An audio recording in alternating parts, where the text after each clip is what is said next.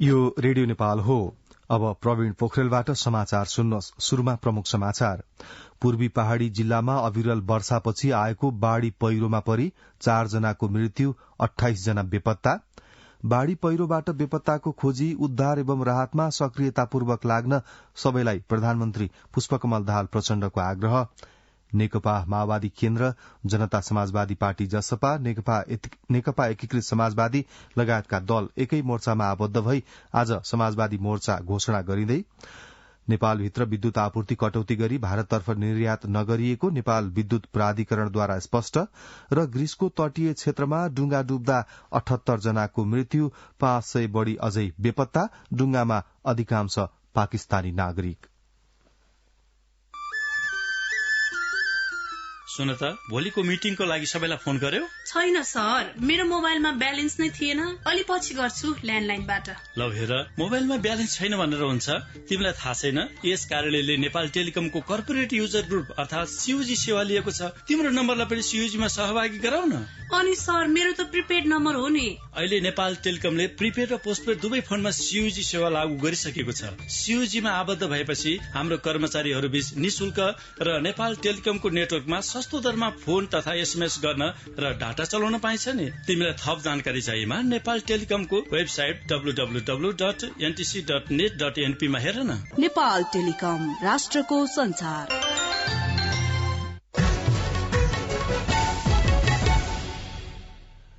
समाचार अब विस्तारमा। वर्षासँगै गएको बाढ़ी पहिरोमा परि 5 थर, ताप्लेजुङ र संखुवासभामा गरी 4 जनाको मृत्यु भएको छ भने 28 जना बेपत्ता भएका छन्। बाढ़ीले 5 थर, ताप्लेजुङ र संखुवासभामा 1-1 जना पुरूषको मृत्यु भएको छ भने 5 थरमा 4 जना, संखुवासभामा 21 जना र ताप्लेजुङमा 3 जना बेपत्ता भएको नेपाल प्रहरीले जनाएको छ। 5 थरमा बाढ़ीमा परि बेपत्ता भएका 5 मध्ये 1 जनाको शव भेटिएको त्यहाँबाट हाम्रा संवाददाता दुर्गा खनालले जनाएकी छिन्। फिदिम स्थित माउन्टेन हाइड्रोको पावर हाउसबाट बगेका फिदिम 10 निवासी संजोग लोबाको शव कुम्याक गाउँपालिका 5 श्यामरुम्बा स्थित भुल्के नजिकै तमोर नदी किनारमा भेटिएको प्रहरीले जनाएको छ। 3 जिल्लाका गरी 11 घर, 13 परिवार, 9 पशु चौपाए र 7 स्थानका सड़क अवरूद्ध रहेको नेपाल प्रहरीका प्रवक्ता प्रहरी नायब महानिरीक्षक कुबेर कडायतले जानकारी दिनुभएको छ।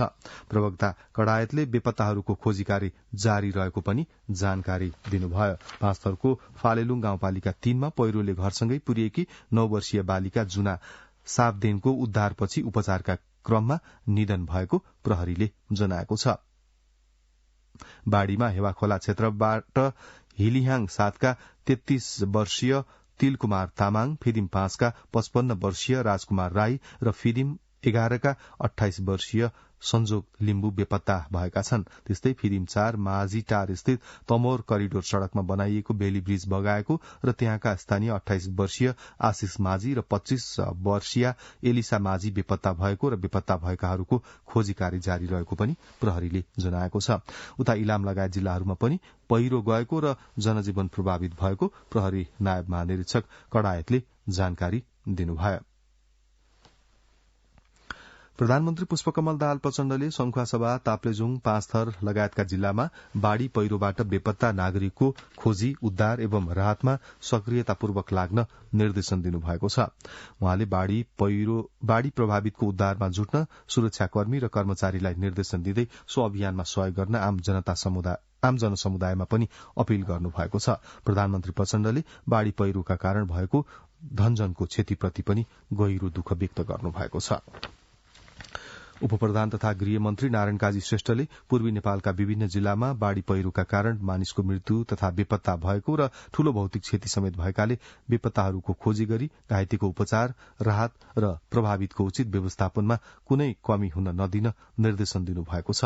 5 थर, संखुवासभा लगायतका जिल्लामा भारी वर्षापछिको बाढ़ी तथा पहिरोका कारण ठूलो जनधनको क्षति भएपछि हिजो आपतकालीन बैठक बसेर उहाँले उक्त निर्देशन दिनुभएको हो। उहाँको निर्देशनपछि नै हिजै मेची राजमार्गको हेवाखोलामा पुल बगाएकाले त्यस ठाउँमा मोडुलर ट्रस्ट ब्रिज निर्माण गरी यातायात सहज पार्न निर्देशन उहाँले दिनुभएको छ। प्राप्त विवरण अनुसार सो क्षेत्रमा अहिलेसम्म 3 जनाको मृत्यु भएको छ भने 28 जना बेपत्ता भएका छन्। केही पुल बगाएको र झण्डै दर्जन पुलमा क्षति पुगेको छ। नेपाली कंग्रेसले संखुवासभा, ताप्लेजुङ, पाँचथर लगायतका जिल्लामा परेको आकस्मिक अविरल वर्षापछि आएको बाढ़ी पहिरो र डुबानबाट केही व्यक्तिको मृत्यु र भौतिक सम्पत्तिको ठूलो क्षति भएको घटनाप्रति दुःख व्यक्त गरेको छ। कंग्रेसले विज्ञप्ति मार्फत बाढ़ी पहिरो प्रभावितको खोज, उद्धार र राहतमा जुट्न आग्रह समेत गरेको छ। प्रभावित क्षेत्रमा उद्धार टोली खटाएर थप मानवीय र भौतिक क्षति रोक्न तीनै तहका सरकारले आवश्यक समन्वय र व्यवस्थित योजनासहित काम गर्नुपर्नेमा कंग्रेसले जोड़ दिएको छ। कांग्रेसले प्रभावित नागरिकको जीवन रक्षा, उद्धार र राहतको कार्यलाई थप व्यवस्थित र प्रभावकारी बनाउन यथाशीघ्र प्रभावित क्षेत्रमा उद्धार टोली खटाएर थप मानवीय र भौतिक क्षति रोक्न समेत आग्रह गरेको छ। सम्पर्कविहीनको खोजी तीव्र बनाउन, पीड़ित परिवारलाई राहत उपलब्ध गराउन, बसोबासको व्यवस्था मिलाउन र घाइतेहरूलाई सम्पूर्ण उपचारको व्यवस्था गर्न पनि कंग्रेसले सरकारसँग माग गरेको छ। राष्ट्रिय प्रजातन्त्र पार्टीले पूर्वी पहाड़ी भेगमा गएको बाढ़ी पहिरोबाट ज्यान गुमाएका प्रति श्रद्धाञ्जली व्यक्त गरेको छ। पार्टी अध्यक्ष राजेन्द्र लिङदेनको अध्यक्षतामा हिजो बसेको पदाधिकारी बैठकले घाइतेको शीघ्र स्वास्थ्य लाभको कामना गर्दै उनीहरूलाई उद्धार, आवश्यक सहयोग तथा राहत उपलब्ध गराउन सरकारसँग माग गरेको प्रवक्ता मोहन श्रेष्ठले जानकारी दिनुभयो। प्रतिनिधि सभाको हिजोको बैठकमा विनियोजन विधेयक 2080 को मन्त्रालयगत विभिन्न शीर्षकमाथि छलफल भएको छ। बैठकमा विनियोजन विधेयक 2080 अन्तर्गत संघीय मामिला तथा सामान्य प्रशासन मन्त्रालय र स्वास्थ्य तथा जनसंख्या मन्त्रालयका विभिन्न शीर्षकहरूमाथि छलफल भएको हो। बैठकमा सांसदहरू लीलानाथ श्रेष्ठ, कृष्णगोपाल श्रेष्ठ, सुमना श्रेष्ठ र प्रेम सुवालले खर्च कटौतीको प्रस्ताव राख्नुभयो। यसअघि बैठकमा सांसद महेश कुमार बर्तौलाले संस्कृति, पर्यटन तथा नागरिक उड्डयन मन्त्रालयको बजेटको शीर्षकमा प्रदेशहरूको नाम उल्लेख नभएको भन्दै आपत्ति जनाएपछि सभामुख देवराज घिमिरेले हिजोको बैठकको कार्यसूचीमा संस्कृति, पर्यटन तथा नागरिक उड्डयन मन्त्रालयको शीर्षकगत छलफल कार्यसूचीबाट हटाइएको जानकारी दिनुभएको थियो। प्रतिनिधि सभाको हिजोको बैठकको शुरूमा बोल्दै सांसदहरूले पूर्वी पहाड़का जिल्लामा गएको बाढ़ी पहिरोबाट पीड़ित नागरिकहरूलाई तत्काल राहत, उद्धार तथा क्षतिपूर्तिको व्यवस्था गर्न माग गर्नुभयो। सांसदहरू दीपक खड्का, योगेश कुमार भट्टराई, रामकुमार राई, अशोक कुमार चौधरी लगायतले वर्षासँगै गएको बाढ़ी पहिरोका कारण संखुवासभा, ताप्लेजुङ, तेह्रथुम, पाँचथर लगायतका पूर्वी पहाड़ी जिल्लामा ठूलो जनधनको क्षति भएको भन्दै पीड़ितलाई तत्काल राहत, उद्धार तथा क्षतिपूर्तिको व्यवस्था गर्न माग गर्नुभयो। सांसदहरूले विपदबाट भएको क्षतिको यथार्थ विवरण र उद्धारको कार्य प्रगतिबारे संसदलाई जानकारी गराउन पनि सरकारको ध्यानाकर्षण गराउनुभयो। बैठकको आकस्मिक समयमा सांसदहरूले उठाउनुभएका प्रश्नको जवाब दिनुहुँदै भौतिक पूर्वाधार तथा यातायात मन्त्री प्रकाश ज्वालाले पूर्वी पहाड़ी जिल्लामा बाढ़ी पहिरोका कारण 50 करोड़ रूपियाँ भन्दा बढ़ीको भौतिक पूर्वाधारहरूको क्षति भएको बताउनुभयो। मन्त्री ज्वालाले ताप्लेजुङ, संखुवासभा, पाँचथर, तेह्रथुम लगायतका जिल्लामा गएको बाढ़ी पहिरोका कारण पुल तथा सड़क पूर्वाधारहरूमा ठूलो क्षति पुगेको बताउनुभयो। मन्त्री ज्वालाले ताप्लेजुङ र पाँचथर जोड्ने हेवा खोला पुल भत्किएपछि ताप्लेजुङ यातायातको सम्पर्कबाट पूर्ण रूपमा विच्छेद भएका कारण सो ठाउँमा तत्काल बेली ब्रिज बनाएर सड़क खोल्ने काम भइरहेको बताउनुभयो। मन्त्री ज्वालाले अवरुद्ध भएका सड़कहरू खुलाउन डिभिजन कार्यालय इलाम, यान्त्रिक कार्यालय फिदिम, तमोर करिडोर योजना कार्यालय र मध्य पहाड़ी सड़क कार्यालयका पदाधिकारीहरूलाई आवश्यक निर्देशन दिइसकेको पनि संसदमा जानकारी गराउनुभयो। मन्त्री ज्वालाले बाढ़ी पहिरोमा परि बेपत्ता नागरिकको उद्धार र राहत तथा पुनस्थापनाका लागि सरकारले काम तीव्र रूपमा गरिरहेको पनि बताउनुभयो। प्रतिनिधि सभाको अर्को बैठक आज बिहान 11 बजे बस्नेछ। राष्ट्रिय सभाको दिगो विकास तथा सुशासन समितिले राष्ट्रिय गौरवका आयोजनाहरूको प्रगति स्पष्ट कार्ययोजना तयार गरी पेश गर्न प्रधानमन्त्री तथा मन्त्री परिषदको कार्यालयलाई निर्देशन दिएको छ। समितिको हिजोको बैठकले राष्ट्रिय गौरवका आयोजनाहरूको प्रगति र समस्या लगायतका विषयमा गरेको छलफलपछि राष्ट्रिय गौरवका आयोजनाहरूको स्पष्ट कार्ययोजना पेश गर्न निर्देशन दिएको हो। बैठकमा प्रधानमन्त्री तथा मन्त्री परिषदको कार्यालयका सचिव मणिराम गेलालले गौरवका आयोजनाहरूको प्रगति सन्तोषजनक हुन नसकेको बताउनुभयो। सांसदहरूले प्रभावकारी अनुगमनको कमी, काम संकुचन, स्पष्ट योजनाको अभाव, लगानी र स्रोत साधनको चरम दुरूपयोग, इच्छा शक्ति नदेखिएको र मन्त्रालयगत समन्वय प्रभावकारी हुन नसक्दा राष्ट्रिय गौरवका आयोजनाहरूले गति लिन नसकेको बताउनु भएको थियो। नेपाल कम्युनिष्ट पार्टी माओवादी केन्द्र, Janata Samajwadi party Jaspa, Nepal communist party Ekikrit Samajwadi, Nepal communist party Nekapa लगायतका दल एकै मोर्चामा आबद्ध भई आज समाजवादी मोर्चा नेपालको घोषणा गर्दैछन्। नेपाली विशेषताको समाजवाद स्थापना गर्नु मोर्चाको साझा सैद्धान्तिक उद्देश्य रहेको जनाइएको छ। एकीकृत समाजवादीका अध्यक्ष माधव कुमार नेपालले निश्चित विचार र सिद्धान्तका लागि एकताबद्ध भएर जाने विषय स्वाभाविक भएको बताउनुभयो। जसपाका वरिष्ठ नेता राजेन्द्र श्रेष्ठले समाजवादको उद्देश्य प्राप्तिका लागि 15 बुँदे वैचारिक एवं राजनैतिक प्रतिबद्धता तयार गरिएको जानकारी दिनुभयो। उहाँले गणतन्त्र, धर्मनिरपेक्षता, संघीयता, समानुपातिक समावेशी सिद्धान्त र संविधानप्रति प्रतिबद्ध भएर नेपाली विशेषताको समाजवाद स्थापना मोर्चाको साझा नीतिगत संकल्प भएको पनि बताउनुभयो। नेता श्रेष्ठका अनुसार मोर्चामा सहभागी दलका नेताहरूले आलोपालो नेतृत्व गर्ने सहमति भएको छ। आज केन्द्रीय मोर्चा घोषणा गरेपछि आवश्यकताका आधारमा तल्लो तहसम्म संरचना बनाइनेछ। मोर्चाले केन्द्रीय संयोजन समिति बनाएको छ।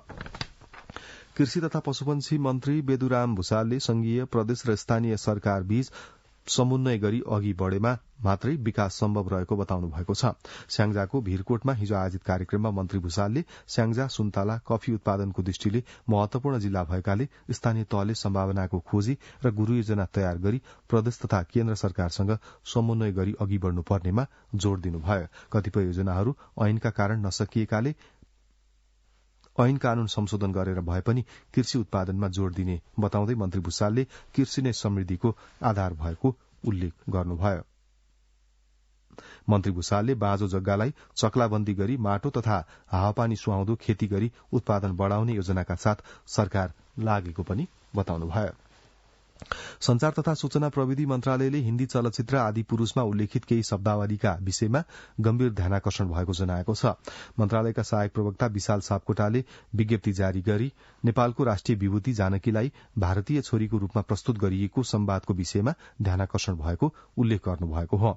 विज्ञप्तिमा हिन्दी भाषाको कथानक चलचित्र आदि पुरूषको जाँचका लागि चलचित्र विकास बोर्डबाट जेठ 29 गतेको सिफारिश पत्र केन्द्रीय चलचित्र जाँच समितिमा प्राप्त भएको र सो बमोजिम उक्त चलचित्र जेठ 31 गते जाँच गर्दा नेपालको एक राष्ट्रिय विभूतिका रूपमा रहेकी जानकीलाई भारतीय छोरीको रूपमा प्रस्तुत भएको संवादमा भारतकी शब्दलाई हटाउन लगाई सो पश्चात मात्र चलचित्र जाँच पास प्रमाणपत्र दिई सार्वजनिक प्रदर्शन गर्न अनुमति प्रदान गरिएको उल्लेख गरिएको छ।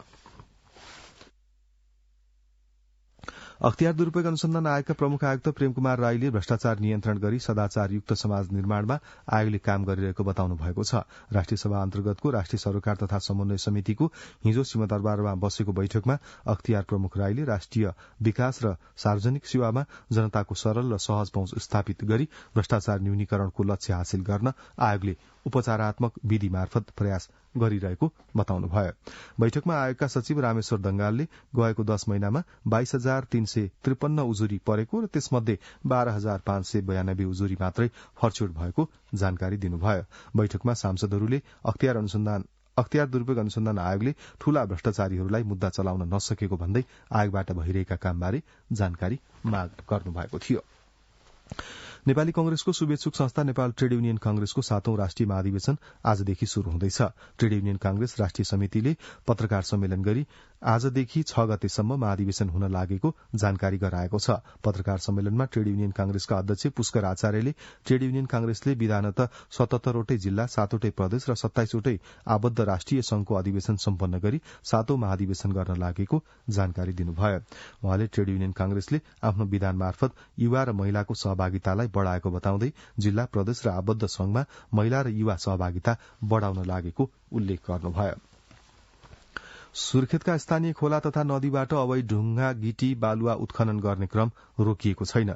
स्थानीय सरकारसँग मिलेमतो गरी ठेकदारहरूले मापदण्ड विपरीत नदीजन्य पदार्थ उत्खनन गरी चोरी निकासी गर्न थालेपछि प्रमुख जिल्ला अधिकारी सहितको अनुगमन टोलीले निगरानी बढ़ाउनुका साथै नियमनमा जुटेको छ। सुर्खेतबाट आकाश तारा भएकको यो रिपोर्ट। सुर्खेतका खोला नाला तथा नदीबाट अवैध ढुङ्गा, गिटी, बालुवा उत्खनन हुन थालेको जनगुनासो आएपछि सरकारवालाको ध्यानाकर्षण भएको छ। जिल्ला समन्वय समितिका प्रमुख सहितको टोलीले स्थानीय झुप्रा खोला र गिरीघाटमा गरेको स्थलगत अनुगमनका क्रममा पालिका र व्यवसायी बीचको सेटिङले खोलाको अनियन्त्रित उत्खननबाट चुरे संकट पैदा भएको पाइएको हो। स्थानीय स्रोत साधनको संरक्षणमा केन्द्रित हुनुपर्ने स्थानीय सरकारले नै व्यवसायीसँग गोप्य साँठगाँठ गरेर ढुङ्गा ढुङ्गा गिटी बालुवाको चरम दोहन गरेको पाइएको सुर्खेतका प्रमुख जिल्लाधिकारी नारायण प्रसाद सापकोटा बताउनुहुन्छ। यहाँको यस्तो पिलो अवस्था हेर्दाखेरि अत्यन्तै विदारक छ। यसको जिम्मेवारी, यसको चाहिँ सम्पूर्ण उत्तरदायित्व स्थानीय तहहरूले लिनुपर्छ। यस्तो काम चाहिँ हामीले तत्कालै आजैदेखि बन्द गर्छौँ। झुप्रा र गिरीघाट खोलामा ठुल्ठुला खाल्टा बनाएर प्राकृतिक स्रोतमाथि गरिएको अनियन्त्रित दोहनले भूक्षय भएर चुरे क्षेत्र जोखिममा पर्ने तथा कटानका कारण जमिन स्वाह हुने अवस्था आएको छ। वातावरणीय एवं पर्यावरणीय हिसाबले ठूलो विनाश निम्तिने गरी अवैध ढुङ्गा गिटी बालुवा उत्खनन गर्ने कार्य रोक्न ठेकेदार सहित स्थानीय तहका जनप्रतिनिधिसँग छलफल गरिने जिल्ला समन्वय समितिका प्रमुख गंगाराम सुनारको भनाइ छ।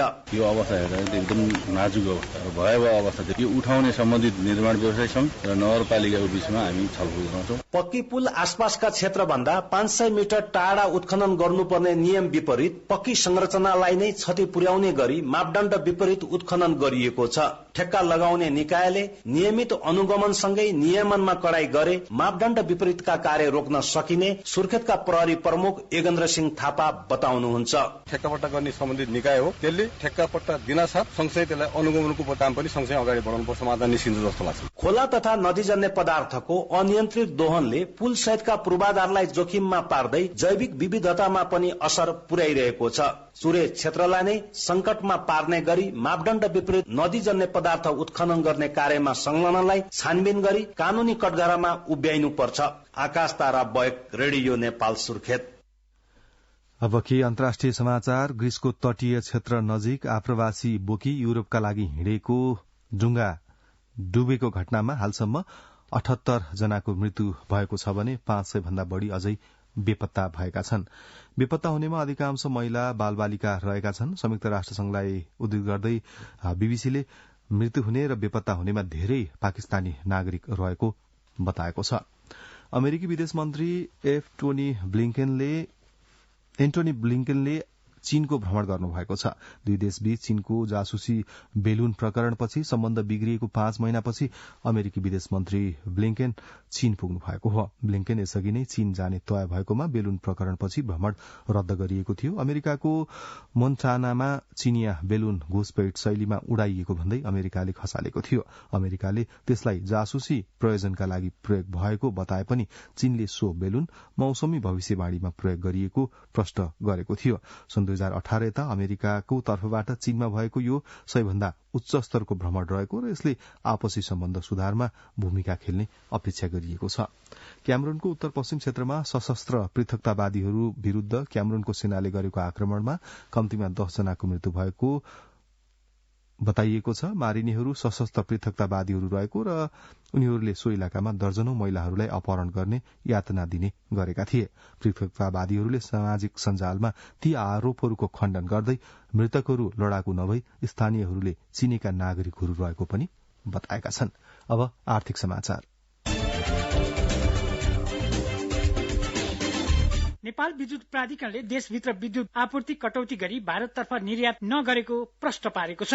प्राधिकरणका कार्यकारी निर्देशक कुलमान घिसिङले आइतबार पत्रकार सम्मेलन गरी विगत केही दिनदेखि प्रणालीमा प्राविधिक गडबडी हुँदा देशको मध्य र पश्चिम क्षेत्रमा आपूर्तिमा केही समस्या भएकोमा अहिले समाधान भइसकेको बताउनुभयो। प्रसारण तथा वितरण प्रणालीको क्षमताले नधान्दा वीरगञ्ज औद्योगिक कोरिडोर र बाँकेको कोहलपुर क्षेत्रका उद्योगहरूमा साँझको पीक समयमा विद्युत आपूर्ति केही समस्या रहेको उल्लेख गर्दै घिसिङले विद्युत कटौती गरेर निर्यात नगरिएको स्पष्ट पार्नु भएको हो। उहाँले प्रसारण तथा वितरण प्रणाली सुधारका लागि विभिन्न कार्यक्रम अगाडि बढाइएको उल्लेख गर्नुभयो। योजना तथा कार्यक्रम कार्यान्वयनका लागि जताततैबाट अवरोध हुने गरेको समेत उहाँले उल्लेख गर्नुभयो। कालीगण्डकी कोरिडोर र बर्दघाट नयाँ बुटवल प्रसारण लाइनमा पर्ने रुख कटानका लागि मन्त्री परिषदबाट निर्णय भएको 4-5 वर्ष पूरा हुँदा समेत कटान आदेश पाउन नसकिएको कार्यकारी निर्देशक घिसिङले उल्लेख गर्नुभयो। उहाँले विद्युत निर्यातका लागि आगामी 5 वर्षमा झण्डै 8 खर्ब रुपियाँ लगानी आवश्यक पर्ने समेत उल्लेख गर्नुभयो। साताको कारोबारको पहिलो दिन आइतबार नेपाली शेयर बजारको परिसूचक नेप्सेको बढ्ने क्रम जारी रहेको छ। आइतबार नेप्से परिसूचक 52.26 अंकले बढेर 2094.33 बिन्दुमा पुगेको छ।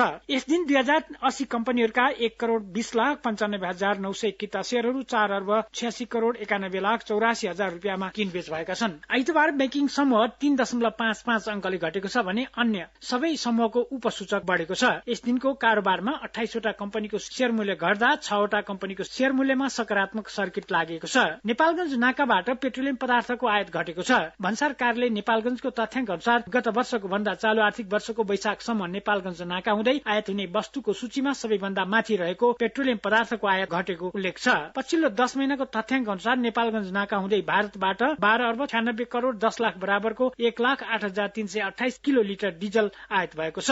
क्रसर उद्योगको नवीकरण खुलाई प्रक्रिया सहज बनाउन व्यवसायीहरूले सरकारसँग माग गरेका छन्। नेपाल क्रसर तथा खानी उद्योग व्यवसायी महासंघले आइतबार काठमाडौँमा पत्रकार सम्मेलनको आयोजना गरी क्रसर उद्योग नवीकरणमा समस्या देखिएको जनाएको छ। सबै मापदण्ड पूरा गरी सरकारलाई बुझाउनु पर्ने सबै राजस्व बुझाउँदा पनि क्रसर उद्योग नवीकरण हुन नसकेको महासंघका अध्यक्ष सीताराम नेउपानेले बताउनुभयो। मन्त्री परिषदको गत माघ 11 गतेको निर्णयबाट दर्ता भई हाल सञ्चालनमा रहेका तर मापदण्ड लगायतका कारण नवीकरण हुन नसकेका क्रसर उद्योगहरूको हकमा ती उद्योगबाट कानून बमोजिम लाग्ने कर, दस्तुर, शुल्क लगायतका राजस्व लिई 2080 असार मसान्तसम्म यथावत रूपमा सञ्चालन गर्न दिने निर्णय भएको थियो। राष्ट्रिय वाणिज्य बैंक लिमिटेडले 2080 असार 1 गतेदेखि 31 गतेसम्म सबै प्रकारको कर्जाको ब्याज भुक्तानी गर्दा भुक्तानी गरिएको रकमको 5% रकम सम्पूर्ण ऋणीहरूलाई छुट दिने निर्णय गरेको छ। असल, सूक्ष्म, निगरानी, कमसल, शंकास्पद र खराब जुनसुकै खालको कर्जाको पनि ब्याजको आंशिक वा पूरा भुक्तानीमा समेत छुट प्रदान गरिने राष्ट्रिय वाणिज्य बैंकले जनाएको छ। भुवन आचार्य। अब खेल समाचार। सेन्ट्रल एसियन भलिबल एसोसिएसन काभा पुरुष भलिबल नेशनल लीगको पहिलो खेलमा नेपालले हार बेहोरेको छ। किर्गिस्तानमा आइतबार भएको खेलमा नेपाललाई मंगोलियाले 3-1 को सेटमा हराएको हो। मंगोलियाले पहिलो र दोस्रो सेट 25-19 र 25-20 ले जितेको थियो। तेस्रो सेट नेपालले 27-25 ले आफ्नो हात बनायो। तर चौथो सेटमा मंगोलिया 25-20 ले विजयी हुँदै खेल आफ्नो पक्षमा पार्न सफल भए। काभा नेशनल लीगमा नेपाल सहित 7 टोलीको सहभागिता रहेको छ। अब नेपालले दोस्रो खेलमा सोमबार किर्गिस्तानसँग खेल्नेछ। त्यस्तै नेपालले तेस्रो खेलमा मंगलबार इरान, चौथो खेलमा बिहिबार तुर्कमेनिस्तान र अन्तिम तथा पाँचौं खेलमा किर्गिस्तानको बी टोलीसँग खेल्नेछ। सिंगल राउण्ड रोबिनको आधारमा हुने प्रतियोगिताको शीर्ष 2 टोलीले उपाधिका लागि खेल्नेछ। त्यस्तै तेस्रो र चौथो हुने टोलीले तेस्रो स्थानका लागि प्रतिस्पर्धा गर्नेछन्। प्रकाश दाहाल स्मृति तेस्रो पुरुष तथा महिला राष्ट्रिय बक्सिङ प्रतियोगिताको तयारी सम्पूर्ण पूरा भएको छ। आगामी असार 17 देखि 20 गतेसम्म हुने प्रतियोगिताको सम्पूर्ण तयारी पूरा भएको आयोजक अखिल नेपाल खेलकुद संघका अध्यक्ष अर्जुन बहादुर केसीले जानकारी दिनुभयो। आइतबार पत्रकार सम्मेलनको आयोजना गर्दै आयोजक अखिल नेपाल खेलकुद संघले सम्पूर्ण तयारी पूरा भएको जानकारी दिएको हो। प्रतियोगिताको खेलहरू काठमाडौँको बुढानीलकण्ठ नगरपालिका 2 स्थित भंगालको सामुदायिक भवनमा हुने आयोजक संघका सचिव राजन लामिछानेले जानकारी दिनुभयो। प्रतियोगितामा पुरुषतर्फ 13 र महिलामा 9 तौल समूहमा प्रतिस्पर्धा हुनेछ। प्रतियोगिता संयोजक समेत रहनुभएका नेपाल बक्सी संघका वरिष्ठ उपाध्यक्ष अर्जुन बहादुर केसीले प्रत्येक तौल समूहका विजेतालाई नगद पुरस्कार प्रदान गरिने बताउनुभयो। नेपाल बक्सी संघको प्राविधिक सहयोगमा आयोजना हुने प्रतियोगितामा 3 विभाग र 7 प्रदेशका खेलाड़ीले प्रतिस्पर्धा गर्ने संयोजक केसीले जानकारी दिनुभयो। अझै बम। अब मौसम। आज कोशी प्रदेशसँगै देशका पहाड़ी भाग तथा बाँकी तराई भागमा आंशिक बदली रही कोशी, बागमती, गण्डकी र कर्णाली प्रदेशका केही स्थान र देशको अन्य बाँकी भागका 1-2 स्थानमा मेघगर्जन, चट्याङसहित हल्कादेखि मध्यम वर्षाको सम्भावना रहेको जल तथा मौसम विज्ञान विभागले जनाएको छ। गत 24 घण्टामा काठमाडौँ उपत्यकामा मापन गरिएको अधिकतम तापक्रम 31.8 डिग्री सेल्सियस, न्यूनतम तापक्रम 20.2 डिग्री सेल्सियस, वर्षा 18 मिलिमिटर। अहिले बिहानको सापेक्षिक आर्द्रता 96%। आज दिउँसो काठमाडौँ उपत्यकाको अधिकतम तापक्रम 30 देखि 32 डिग्री सेल्सियसका बीच रहने अनुमान गरिएको छ। काठमाडौँ उपत्यकामा सूर्योदय अघि बिहान 5:08 भयो भने सूर्यास्त भरे साँझ 7:02 हुनेछ। अब अन्त्यमा यस प्रसारणका प्रमुख समाचार एकपटक फेरि सुन्नुहोस्। पूर्वी पहाड़ी जिल्लामा अविरल वर्षापछि आएको बाढ़ी पहिरोमा परि 4 जनाको मृत्यु, 28 जना बेपत्ता। बाढ़ी पहिरोबाट बेपत्ताको खोजी, उद्धार एवं राहतमा सक्रियतापूर्वक लाग्न सबैलाई प्रधानमन्त्री पुष्पकमल दाहाल प्रचण्डको आग्रह। नेकपा माओवादी केन्द्र, जनता समाजवादी पार्टी जसपा, नेकपा एकीकृत समाजवादी लगायतका दल एकै मोर्चामा आबद्ध भई आज समाजवादी मोर्चा घोषणा गरिँदै नेपालभित्र विद्युत आपूर्ति कटौती गरी भारततर्फ निर्यात नगरिएको नेपाल विद्युत प्राधिकरणद्वारा स्पष्ट र ग्रिसको तटीय क्षेत्रमा डुङ्गा डुब्दा 78 जनाको मृत्यु, 500 बढ़ी अझै बेपत्ता, डुङ्गामा अधिकांश पाकिस्तानी नागरिक। यसका साथै बिहान 7 बजेको समाचार यही सकिन्छ। रेडियो नेपाल सुन्दै रहनुहोला। हवस् त, नमस्ते।